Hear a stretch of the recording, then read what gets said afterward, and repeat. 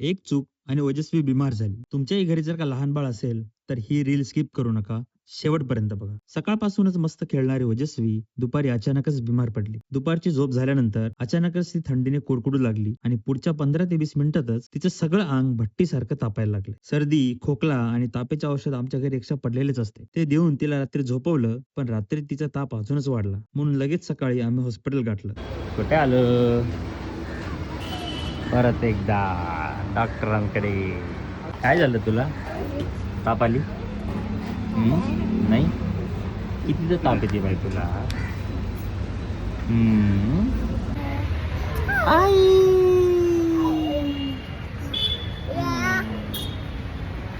हिला बघून कुठे वाटते बरं हिला ताप आलाय का काय झालंय? कारण सकाळी एकदम रात्री 10-11 वाजल्यापासून इतकी ताप की आम्हाला इतकं झोपच नाही आली. मी आणि नेहा पूर्ण जागेच होतो आणि इतकं अंग गरम होतं. टेम्परेचर चेक केलं 100+ होतं. सकाळी पण 100+च होतं. ओके.